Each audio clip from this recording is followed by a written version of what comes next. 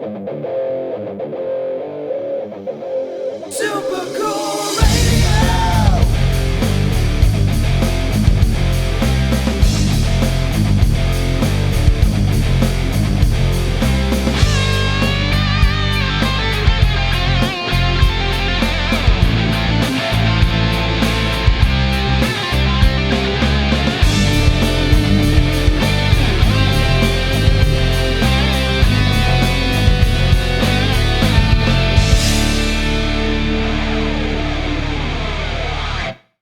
Hello, everyone. I am Matthew Thomas. This is Super Cool Radio. Have a very special guest with me for this episode. She fronted New York Loose in the 90s and recently released a brand new solo album entitled Lockdown.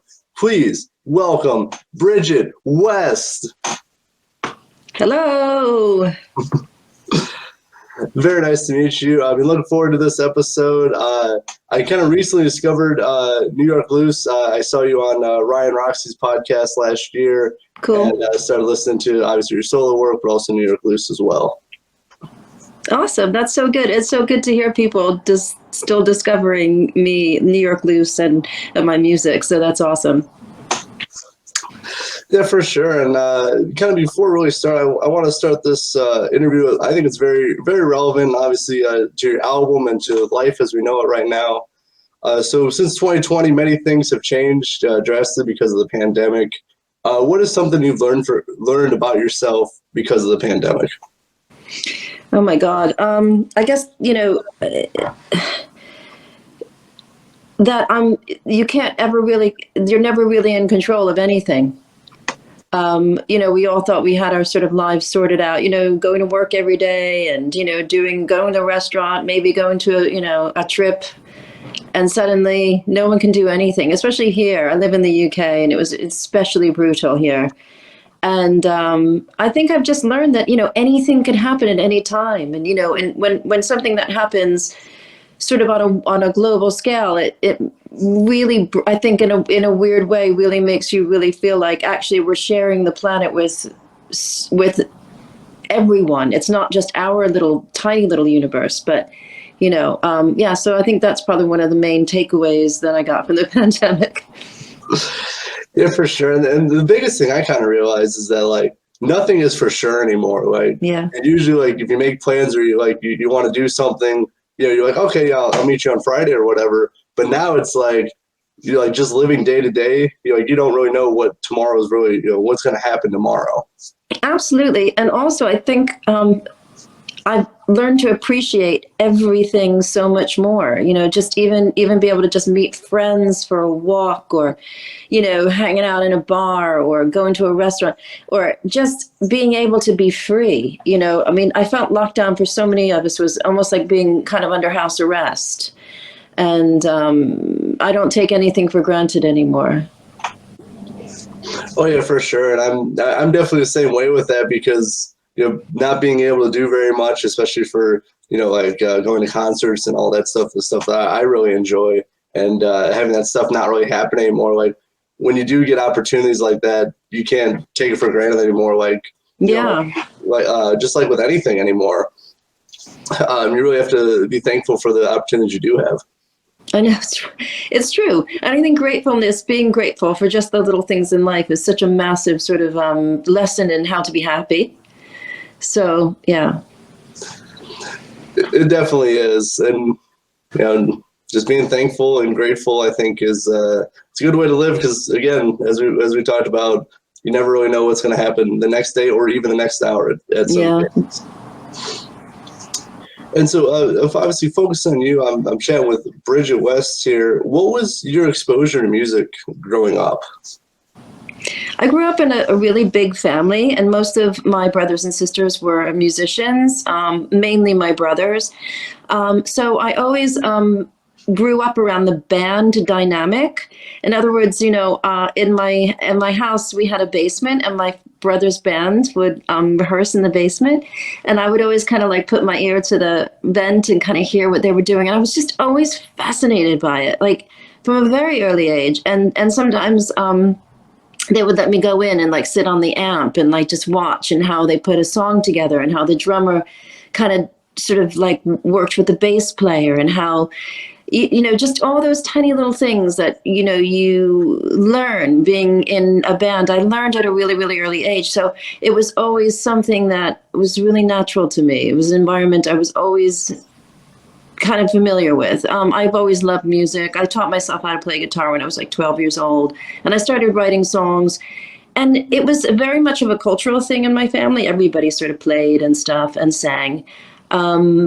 So, yeah, I mean, that's kind of really where it came from. Growing up very close to New York, I had a lot of exposure to bands like the Ramones and the Misfits and that sort of thing, and the Dead Boys and that sort of, kind of, I quite like the darker side of music. Alice Cooper, of course. I quite liked that. I liked sort of that feeling of being able to kind of just burrow into a song and kind of feel like my dark side, or this, this sort of, there's a bit of sadness, or there's a bit of pain, or there's a bit of, I think because it was difficult for me to express myself when I was younger, I was actually really shy. Yeah, I really like what you said, like the emotions in the music, like and kind of going on like a little bit darker side, as you said, Alice Cooper, the shirt I'm wearing. Yeah. He was the first concert I actually ever saw was Alice Cooper. Oh, you're lucky. That's a good one. I think my first concert was Cheap Trick. Another good one. That's a good one. Just to see live. I had a great time. I still remember it. You don't forget your first concert. You don't. Especially if it's really memorable, like Cheap Trick or Alice Cooper, like you're gonna remember that. Yeah. And for me, just still being in high school to see, like, because my brother was like, "Hey, we're going to see Alice Cooper tonight." I'm like, "All right, sure, let's do it." And I was just blown away because I wasn't very familiar with him, like when I first went to the concert. But like, it was just something about that whole stage show, the theatrics, everything was completely different than like the concerts I saw like on DVD or YouTube or anything like that. Completely different. So, yeah. So for you, you learned to play guitar. How old were you when you learned to play guitar? Around 12. I think I was like 12 or 13. And you just picked it up and started playing? Well, I had a little chord book, like I got a little guitar, learn how to play guitar book. And so I learned all my open chords and sort of, just wrote kind of like folky songs and stuff. And then I figured out how to play bar chords, and I got my first electric guitar, and then I started rocking out. Nice. That is really awesome. So for your songwriting, like when did you like really start writing songs? So I think I wrote my first song when I was about 13. But songs have always come to me almost like poems or stories come to other people. I find it very therapeutic, writing songs. It's always, it doesn't come easy because it's not like it comes easy, but it's something that I feel really, really natural doing. And, I think it's just for me, it's a gift that I'm very grateful for. That I'm able to write songs and people seem to like them. So it's really a nice thing for me to as a person to express myself that way as an artist. It definitely is. I know, songwriting and just building a song is definitely, it's not easy as people like listen to music like, oh, this sounds, really good. But to actually like build a song and make it, meaningful and also something that you really enjoy, there's a trick, there's a talent to it. Well, there's a craft. I think you get better at it as you go. I mean, like anything, I think I listened to my early songs, like, not so good. And then, there's definitely a craft to songwriting that you get better. I think it gets better as you go. And then, the thing is also for me, I am a songwriter. Like, I always think of myself as a songwriter before I think of myself as Brijitte West, the rock star from New York Blues. It's because I love to write songs and I like to explore my art form in many different mediums, which I've done. If you follow my career, through all sorts of different things that I've done, mainly kind of more sort of into the alternative country stuff. I've also done really, really, really heavy rock records, but I I love the fact that I'm able to just be really quite diverse in the way that I write songs. And it's just amazing to me. It always amazes me that everyone seems to still like it. You know, I've been able to put material out and people still think, oh, this is Brijitte. We like it. It doesn't matter if it's not all dressed up in black eyeliner and, you know, tough guitars. So, you know, I mean, the good news is that I'm really thinking about doing another rock album. I think I'm ready to do another rock album, but I've definitely sort of taken a break from that with lockdown. It's much more of an acoustic album where I'm sort of looking at some of my favorite songs, and then also doing an acoustic version of something like Pretty Suicide, which is one of the New York Blues sort of well-known songs, plus my 2 new songs, which are called Can You Talk and Let's Build a Fire. So Let's Build a Fire is really quite a solemn, sort of very slow ballady song.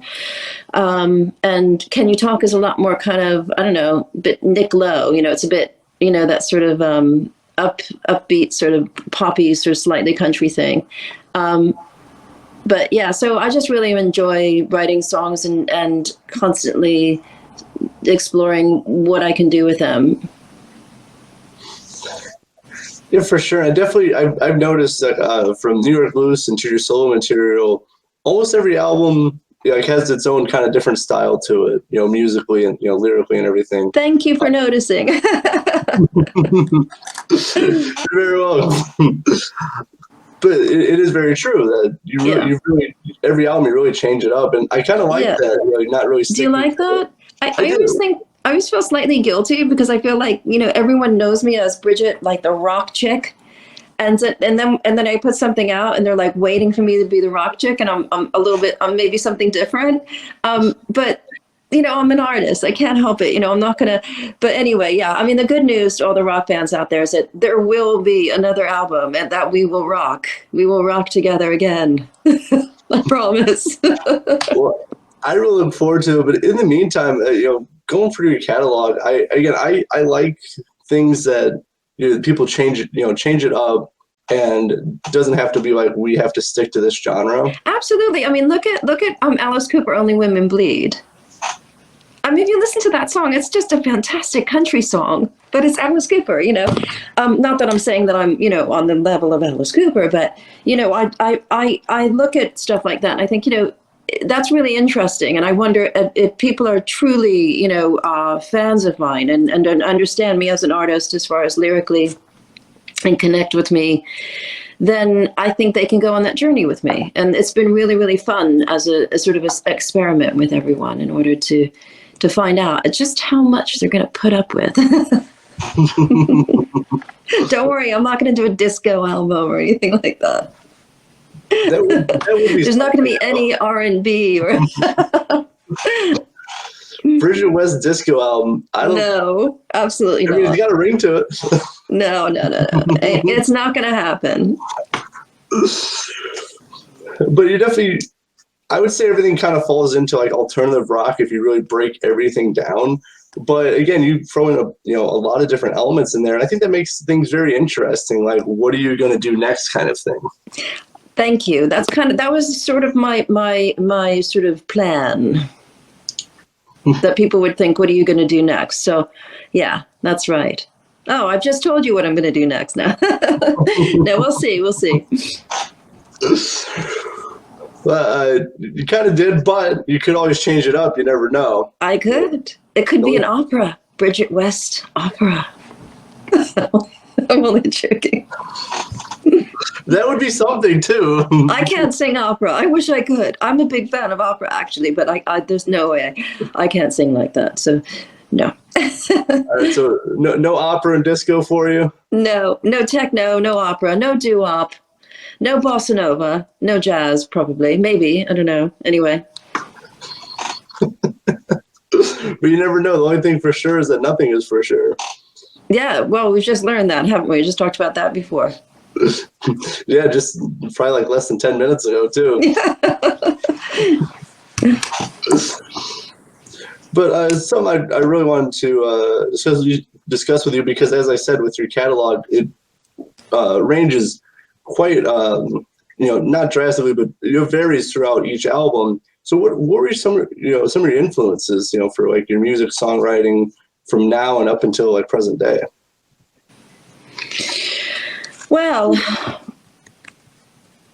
I guess when I was younger, my music was a catalyst for my anger, probably. The way that I grew up, I didn't have a great childhood. And so it was my way to just, tell the world that I was angry. And that was quite a lot of fun. And then I started learning more about myself. I started to appreciate, like I was saying before, the more the craft of songwriting and taking the idea of maybe just not writing a whole chorus, but maybe putting a tagline at the end of a verse and making that the chorus. And as far as content, the things that I write about are usually ways that I'm feeling or stories that I've heard. So my musical influences come from absolutely everywhere and everything, because I've listened to a lot of different kinds of music. I listened to everything from the Eagles to the Misfits, like I said, or I loved The Damned when I was younger. I listened to I dare say I even listen to some really, really cheesy stuff like John Mayer. I listen to songs for the song. I don't listen to music for the genre. I respect songwriters so much. I just love the art form so much. I think it's just, it's one of those things that, it's a 3-minute, sort of story. It's just, for me, I love the idea of just the craft of songwriting. So any good song probably will always have an impact on me and maybe somehow influence my writing in a positive way, I hope. That's always the hope, but I think you made a very good point is you actually listen to the music for the song instead of going, I only listen to rock music or I listen to, country or whatever. You actually listen to it for the song. And I think that's very important. I think people sometimes get caught up with, listening to certain genres, only certain artists. Yeah. And I think they're missing out on some really great music. Well, like I said, I think so. It's sort of like my little dirty secret that I listen to some of these really, really kind of, cheesy things, but I'm listening to songs. And like I said, songwriting is a craft, but there's also the other element of it. Like when, you just can't help it when you're listening to something like, Aerosmith, like Toys in the Attic, you're gonna get excited. It is, so that's also the impact. The impact is, for me, it's twofold. It's what's going on with the guitars and the production and what the energy of the song, but then also I kind of look a little bit deeper around the form of the song, the story, and, that sort of thing, lyrics.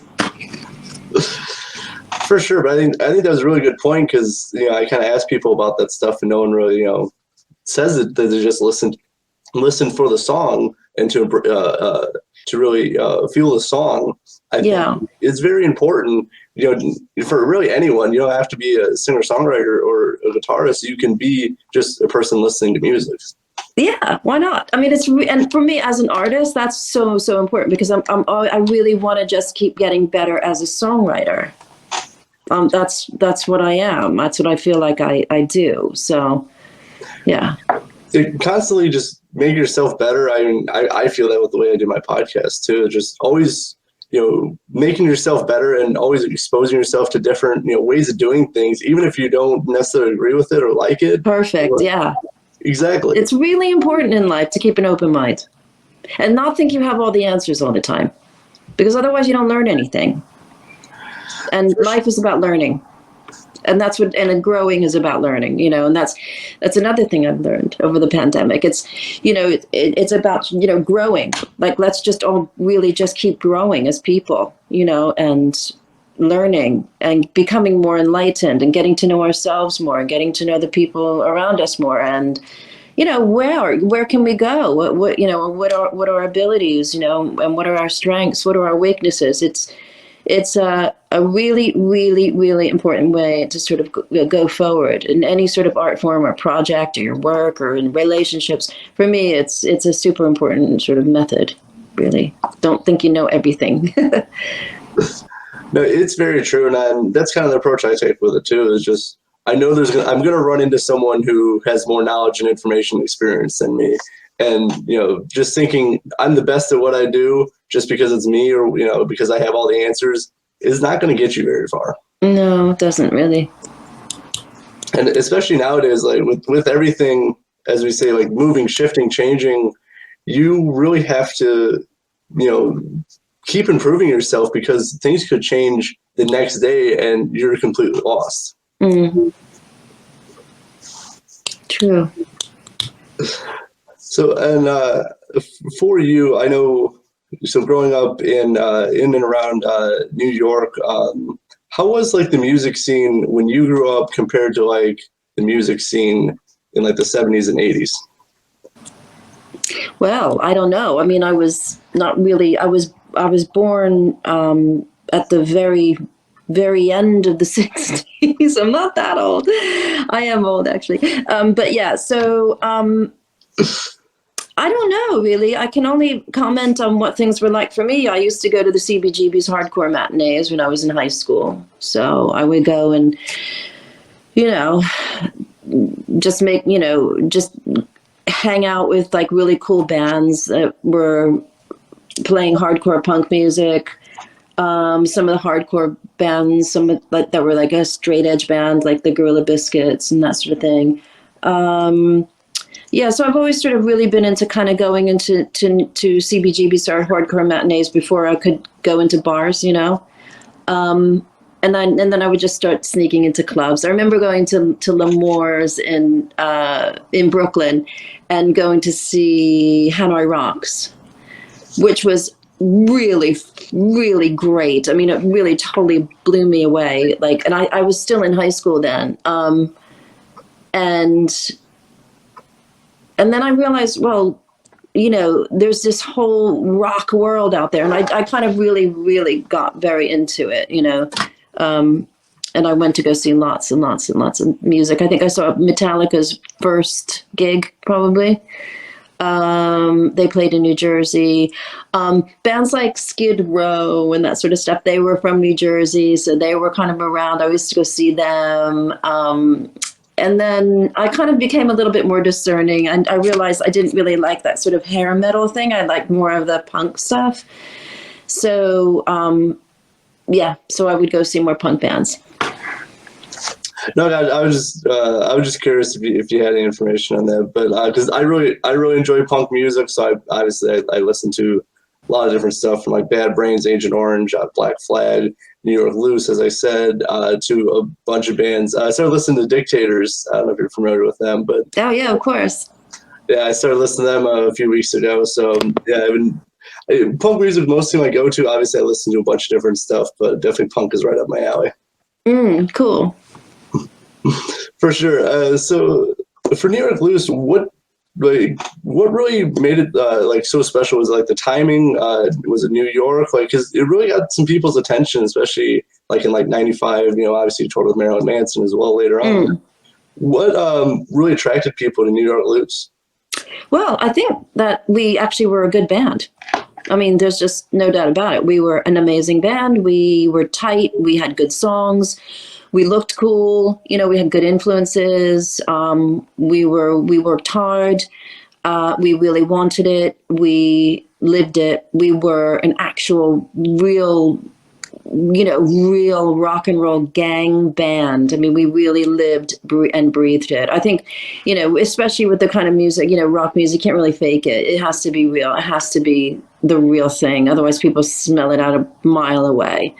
And they knew when they saw us that they were looking at the actual, a really cool, real rock and roll band.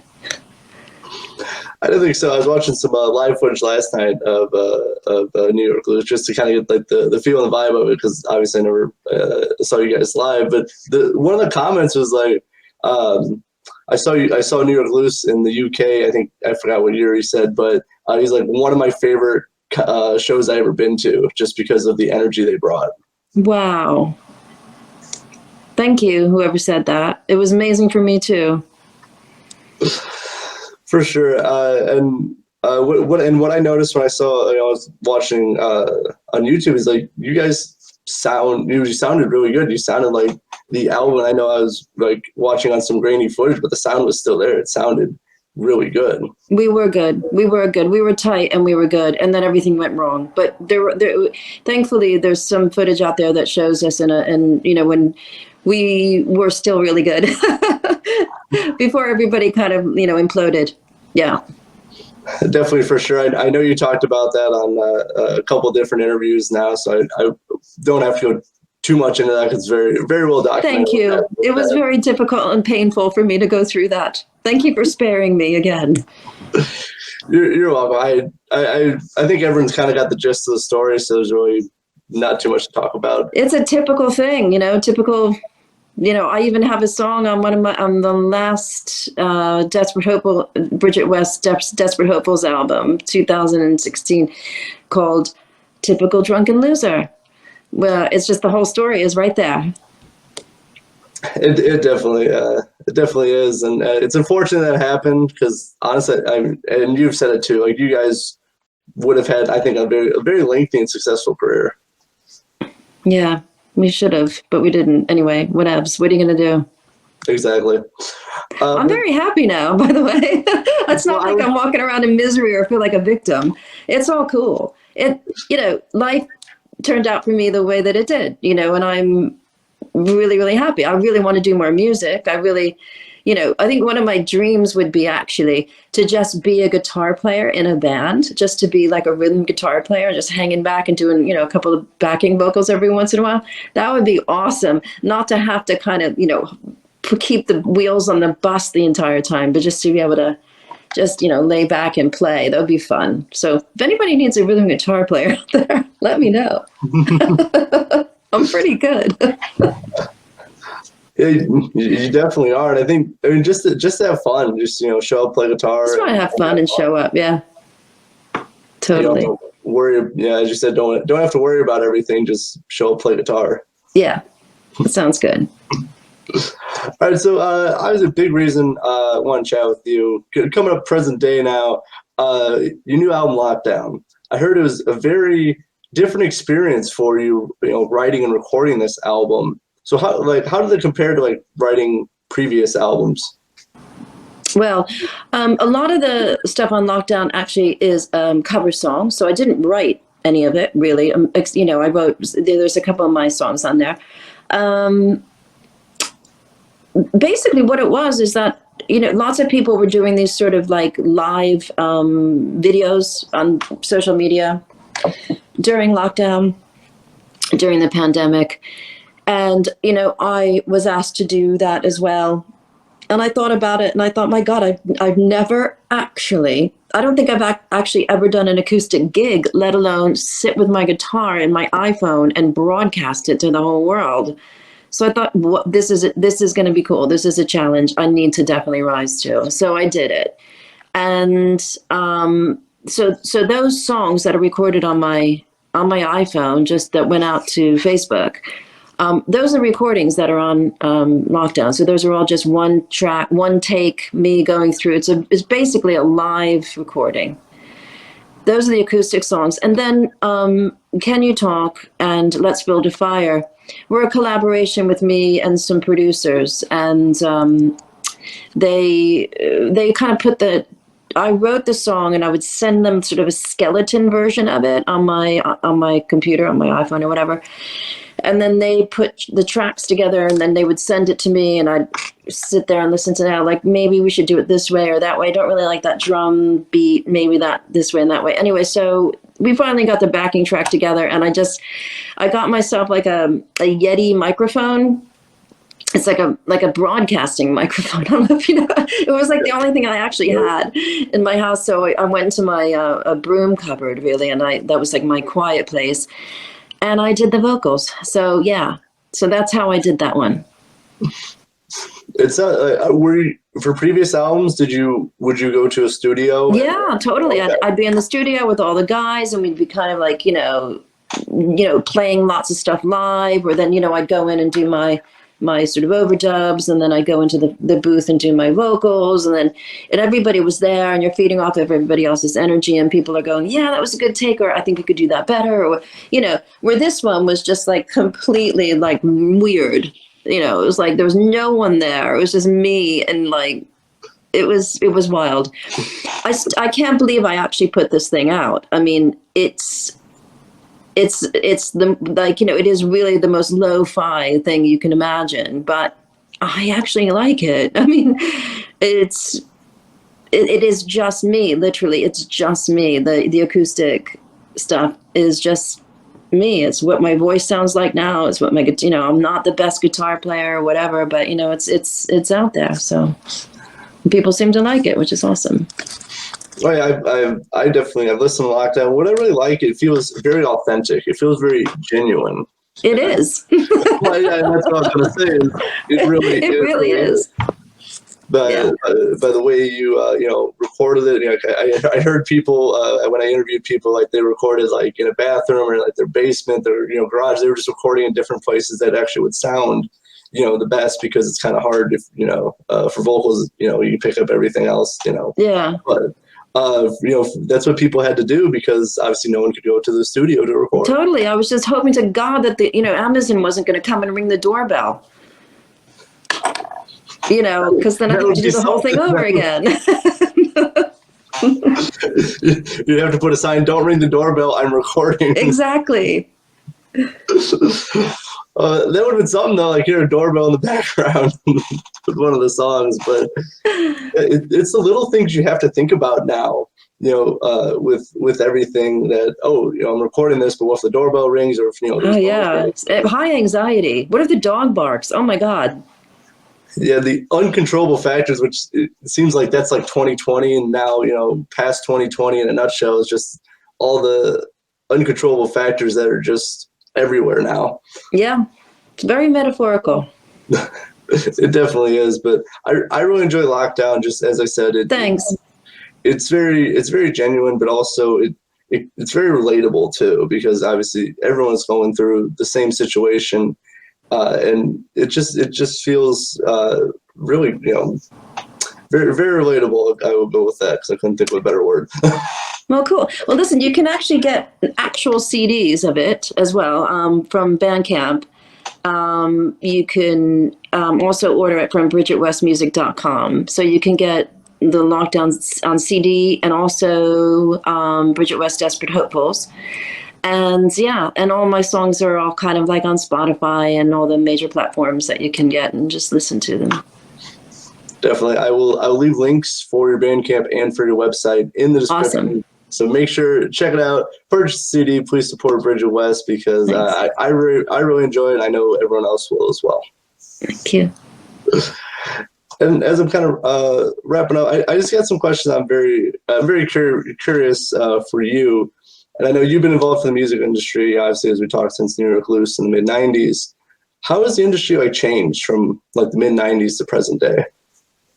I really wouldn't know, because I don't consider myself in the music business, because I just put records out and I do interviews and I say hi every once in a while. But definitely it's the obvious thing, not to state the obvious, but that, people aren't buying records anymore. And now people aren't even really downloading albums anymore. So things are just turning into a full digital world where nothing is sort of tangible.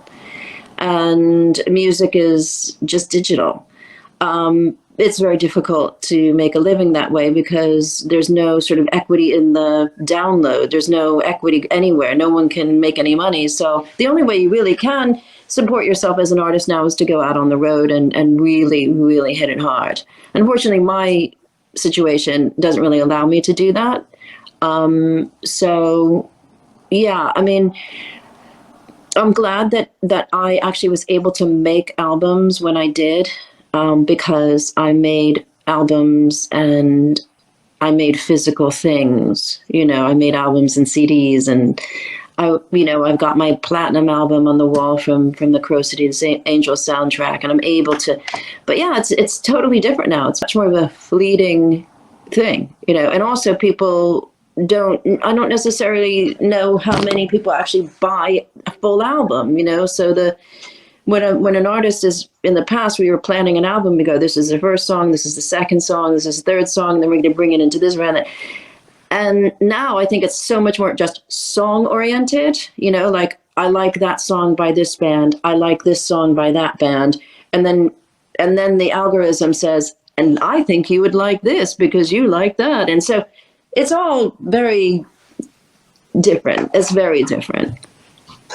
It's very, like, you know, like singles, like oriented, like we'll just put out a song, promote that, and then we'll go on to the next one. Like I love whole albums. That's how I listen to music because, well, my car's a 2003 and all I have is a CD player.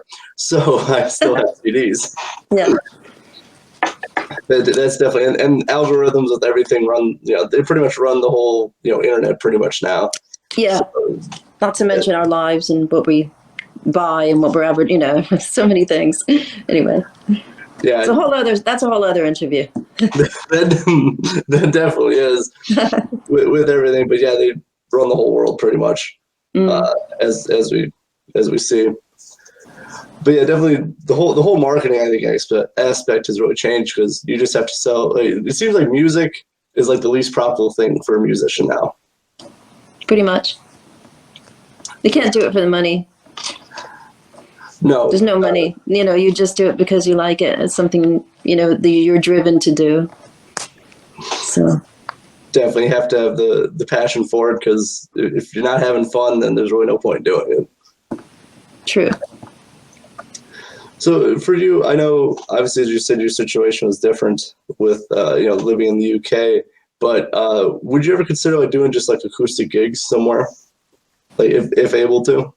Oh yeah, I'm actually sort of talking about that at the moment, so I will let you know. But yeah, I definitely want to get back out there for sure. Right, that'd be really cool, especially you haven't played like acoustic outside of lockdown? I've never done that. No, I haven't. That's a good idea. Maybe I should. All right. So you come up with good ideas here. Yeah. So I'm glad this interview was worth something. As I'm wrapping up this interview, I know you've lived in the UK since 1999. Did you always plan on like living in the UK, or like how did like that move come about? Well, I was living in New Orleans. Then I moved to LA.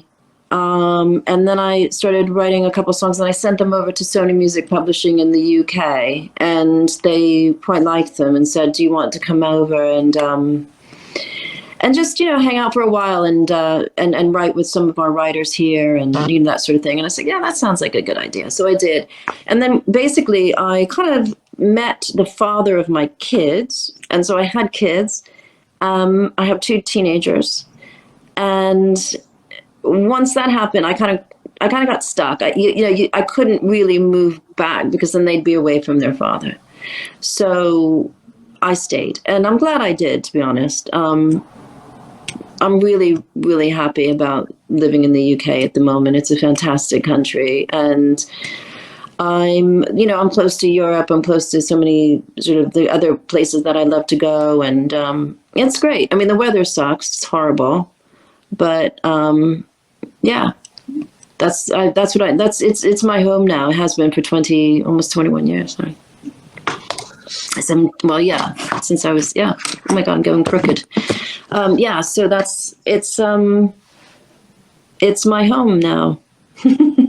No, I was just curious. Like sometimes, like people, you know, they grow up and like I want to live, you know, wherever, and they eventually move. So I was just curious. Oh yeah, no, it was never my intention. I was about to leave, actually. I was just about to turn around and go home, and then life changed very drastically for me. But yeah, no, it's not somewhere I went, "Oh, I definitely want to live there." No. Oh, gotcha. I'm very, very happy for you. Glad to live. Very happy for you and everything. Obviously, in the UK and loving it. So I'm very happy for you. So, what are your plans for like the rest of this year? And like, what's the goals moving forward? Well, I have I do lots of different things. I'm probably going to make another record for sure. I'm going to do some gigs for sure. I'm talking to some people at the moment. If anyone's listening from Italy, it probably will start there. And I'm an art dealer, and I do sort of, I deal with art and antiques. So I have a business doing that. And that's starting to go very, very well. So I'm opening a shop, and I have a lot of different projects. Right on. It sounds really awesome. Obviously staying busy for yourself, and so I'm very, very happy to hear that. Thanks. I have to be busy, otherwise I go nuts. I feel you on that. I discovered that in 2020 with not being able to do as much. I can't stay idle. But Brijitte, thank you so much for hanging out with me here on Super Cool Radio. Really great time chatting with you. Make sure to check out the links in the description. BrijittewestMusic.com. Make sure to pick up some CDs. Please support her. Check out Lockdown. Really great album that I really enjoy, so make sure to check that out as well. Cool, and definitely check out my other stuff, New York Lucy or The Rat, and all the solo stuff. Like I said, BrijittewestMusic.com, and you can also get all my other stuff on Bandcamp. And this has been a super cool time on Super Cool Radio. And that is the goal of every episode, and I'm glad you had a really great time. For Brijitte West, I'm your host, as always, Matthew Thomas. Thank you so much for watching and listening to Super Cool Radio. Stay frosty. All right.